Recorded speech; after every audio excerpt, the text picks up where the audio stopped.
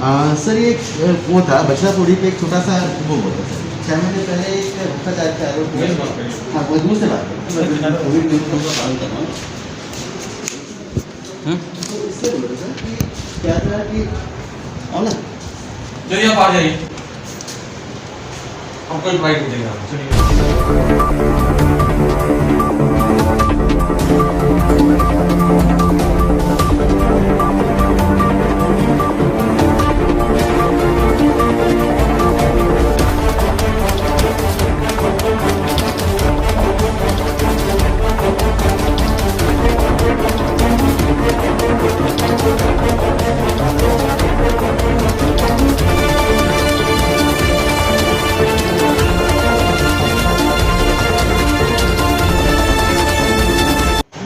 Sir छोटी सी जानकारी थी नहीं आप प्रोवाइड करा सकते तो नहीं हो पाएगी जानकारी।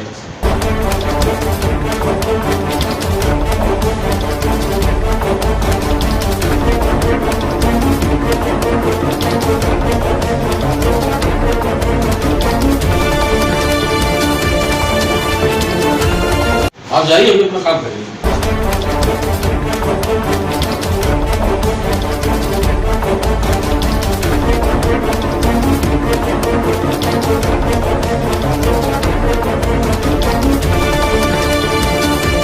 जो छापना है, जो रिपोर्टिंग करना है कर दो।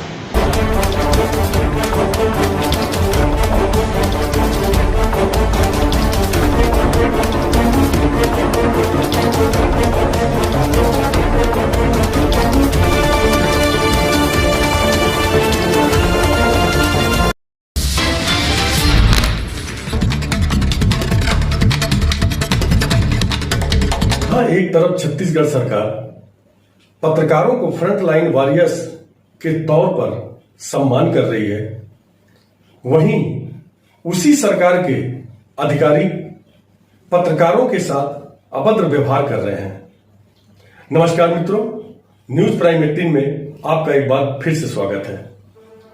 जी हां, आपको बता दें कि जनपद पंचायत खड़गवां के सीओ अनिल अग्नोत्री का एक वीडियो सोशल मीडिया पर खूब तेजी से वायरल हो रहा है, जिसमें उनके द्वारा पत्रकार के सवाल करने पर बदसलूकी की जा रही है और सरकार की छवि का बिना किसी डर भय के छीछा लेदर किया जा रहा है। देश के संविधान में चौथे स्तंभ के रूप में पत्रकारों को माना गया है। साथ ही पत्रकार समाज को आईना दिखाने का कार्य करता है। हर एक पक्ष हो, विपक्ष हो, नकारात्मक और सकारात्मक पहलुओं को अपने समाचार पत्र या इलेक्ट्रॉनिक मीडिया के माध्यम से आम आदमी तक पहुंचाने का कार्य करता है। समाज में हो रही घटनाओं से लोगों को रूबरू कराता है। लेकिन यदि हम बात करें पत्रकार के मान सम्मान की और पत्रकार के प्रतिष्ठा की, तो अक्सर देखा गया है कि पत्रकारों का विभागों के अधिकारियों और जनप्रतिनिधियों साथ ही नेताओं के द्वारा तिरस्कार किया जाता है।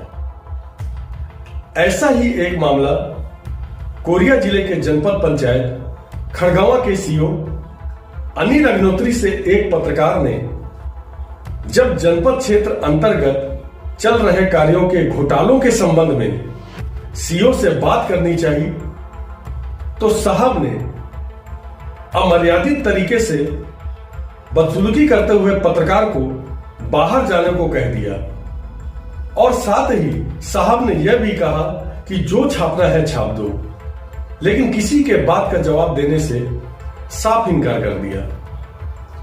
पूरा मामला इस प्रकार से है। लगभग 3-4 महीने पहले कलेक्टर एसएन राठौर का दौरा पोड़ी बचरा में किया गया था। उसी दौरान वहां की अव्यवस्था देखकर उन्होंने ग्राम प्रमुख से 14वें वित्त आयोग में कितनी राशि बची है सवाल पूछा जाता है। संतोषजनक जवाब न मिलने पर कलेक्टर महोदय के द्वारा जांच का आदेश सीओ अनिल अग्नोत्री को दिया जाता है। जांच अधिकारी के तौर पे शिवमंगल सिंह को नियुक्त किया जाता है। पूरे राशि के इस्तेमाल में कई अनियमितता स्थानीय लोगों और मीडिया के भी नजर में आती है। सभी जांच के पूरा होने का इंतजार करते हैं, परंतु इतने महीनों बाद भी कोई जांच रिपोर्ट कलेक्टर महोदय के समक्ष प्रस्तुत नहीं की जाती है। तो मीडिया के द्वारा अनियमितता की रिपोर्टिंग करके एक मीडिया कर्मी द्वारा सीओ के समक्ष रखने का प्रयास किया और उनसे इस मामले में जानकारी मांगी गई, परंतु जनपद पंचायत के सीओ अनिल अग्निहोत्री से जानकारी चाहने उनके द्वारा मीडिया कर्मी के साथ दुर्व्यवहार किया जाता है, बदसलूकी किया जाता है और बार बार बाहर जाने को कहा जाता है, जो कि वायरल वीडियो में साफ साफ देखा जा रहा है। अब अगर मीडिया कर्मी इस कोविड काल में अपनी जवाबदारी निभाते हुए अगर जनता के बातों को रखते हैं,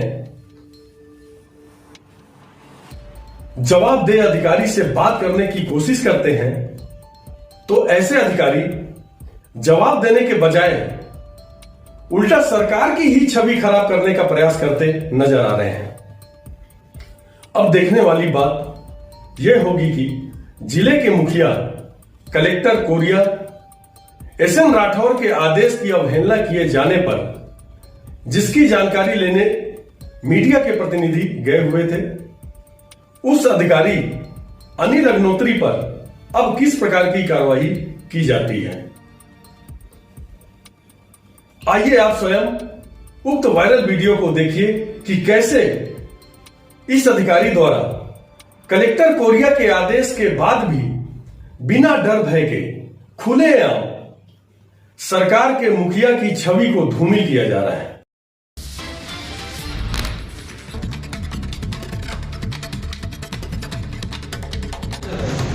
सर ये वो था बछड़ा तोड़ी पे एक छोटा सा वो होता है। 6 महीने पहले एक भ्रष्टाचार का आरोप हुआ। हाँ मजदूर से बात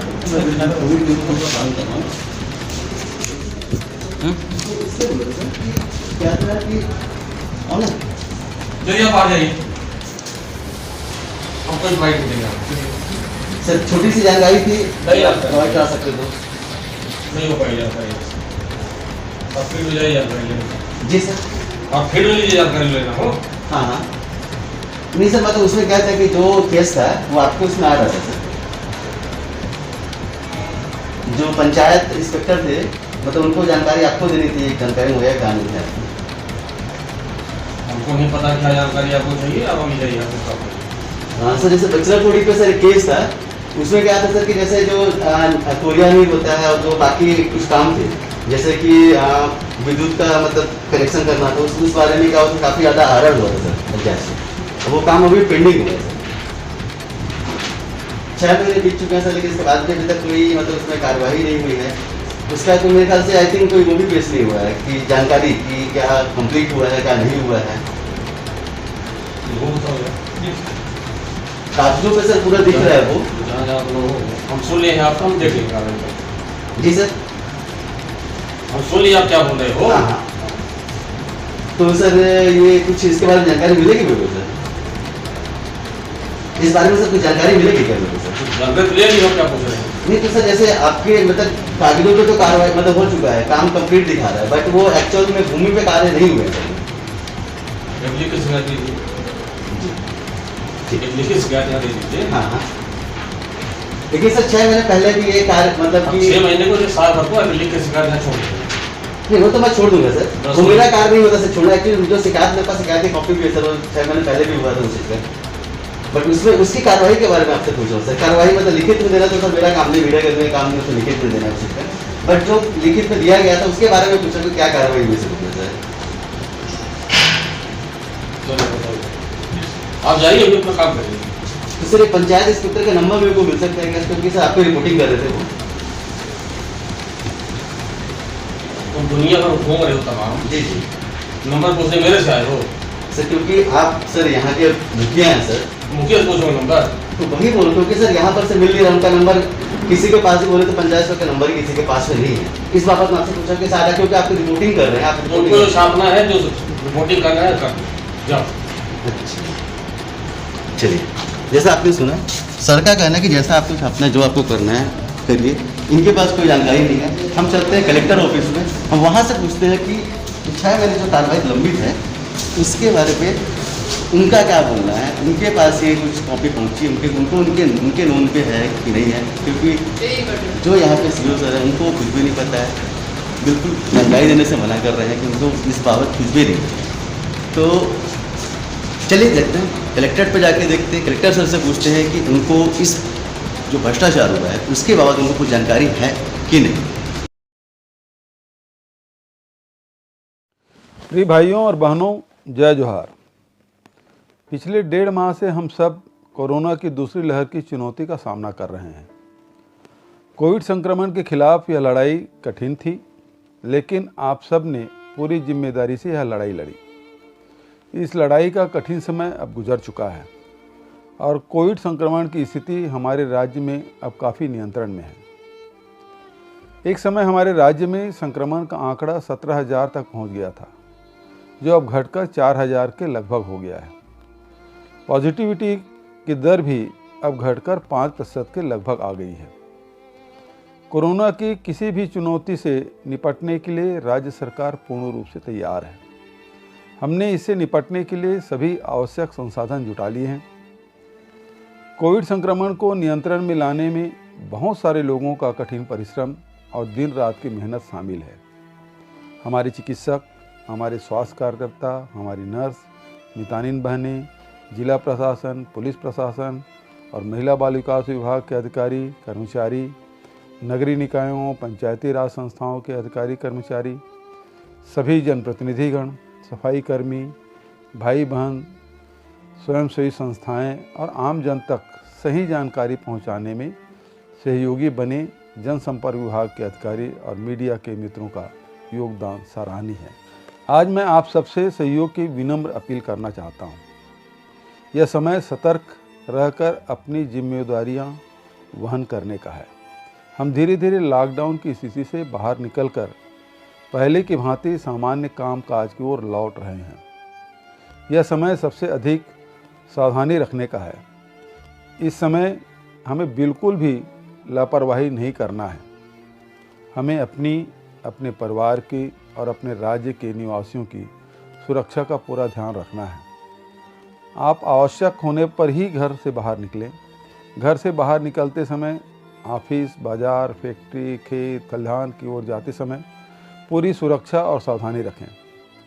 घर से बाहर निकलते समय हमेशा मास्क पहनें और लोगों से एक निश्चित दूरी बनाए रखें। हाथों को बार बार साबुन से या सैनिटाइज़र के उपयोग से साफ करते रहें।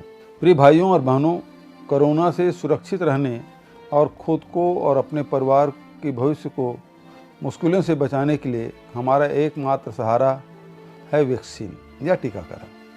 हम सबको इसे लगवाना है। हमारे शहरों और गांव के लोग बड़े उत्साह के साथ टीका लगवा रहे हैं। जितना जल्दी हम टीका लगवाएंगे उतनी जल्दी हम अपना भविष्य सुरक्षित करते जाएंगे। कुछ गांव में टीका को लेकर लोगों के मन में डर या आशंका है। मैं आपका मुख्यमंत्री आपको भरोसा दिलाता हूं कि टीका लगवाने से कोई खतरा नहीं है, बल्कि यह आपको भविष्य में होने वाले खतरे से बचाएगा। इस समय कोरोना से बचाव के लिए हमारे पास टीका ही एकमात्र हथियार है। मैंने खुद जाकर टीका लगवाया है और अब मैं अपने आप को ज़्यादा सुरक्षित महसूस कर रहा हूँ। आप शीघ्र ही अपने निकट के टीकाकरण केंद्र जाएं और टीका लगवाएं। अंत में मैं आप सब लोगों को विश्वास दिलाता हूँ कि आप सबके सहयोग से हम यह लड़ाई अवश्य जीतेंगे। आप सबका धन्यवाद। जय छत्तीसगढ़। राजनीति से काम तक,